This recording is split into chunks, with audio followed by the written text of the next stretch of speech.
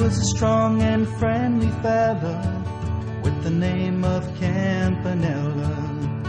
He was someone special, I could see right off the bat. There was something. Webcasting from the Little Bell Publishing Studios in Rockton, Illinois, this is the Mortgage Messenger with host Jim Campanella. Welcome to the Mortgage Messenger.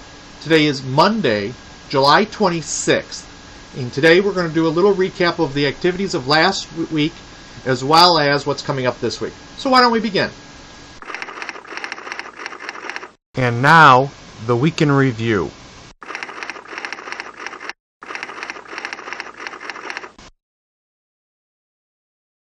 Last week, the big news of the week was really that Federal Reserve Chairman Ben Bernanke came out and said, quote, "These are unusually uncertain economic times." The Federal Reserve, which pretty much monitors our economy, is having a hard time deciphering the direction of the economy. We are seeing some slow growth, which is very positive. It's not growing as fast as they hoped, and the jobs are really what's holding us back. The unemployment is very slow to come back. So these are uncertain economic times. Because of that, rates did improve a little bit again, setting us at all-time lows.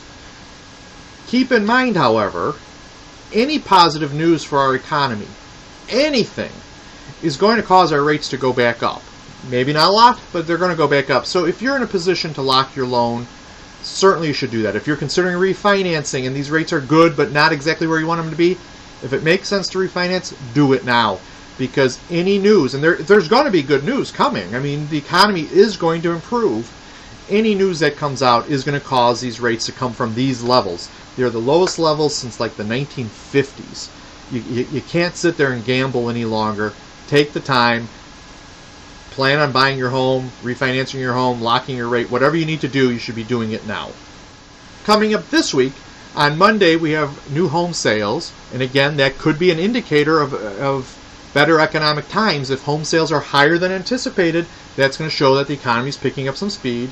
And then the GDP on Friday, gross domestic product. Same thing, that regulates more of what what our economy is doing. So those are the two big factors this week that could cause rates to go up finally. It's time for today's tip of the week. Okay, today's tip of the week is something that's not necessarily an underwriting guideline per se.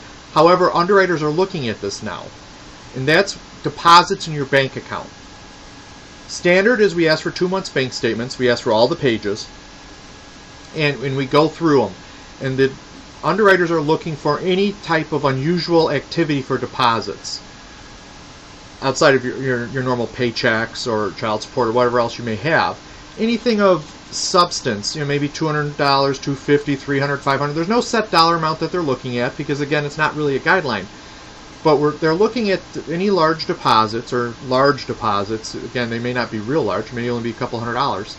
That you need to be able to answer to what it is and then document what it's from.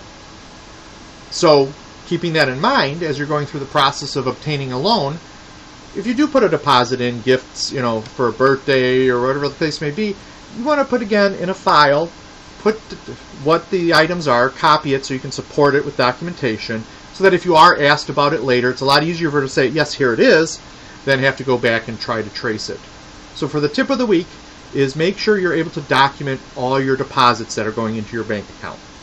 Well, I can see by the clock on the wall outside the studio window that our time is up. So until next time, thank you for viewing.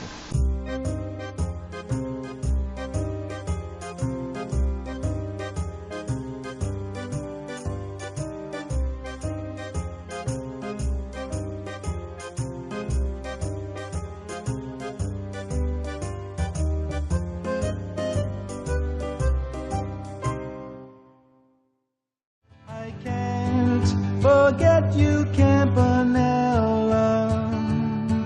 You're still the MVP within my heart. You're still the MVP within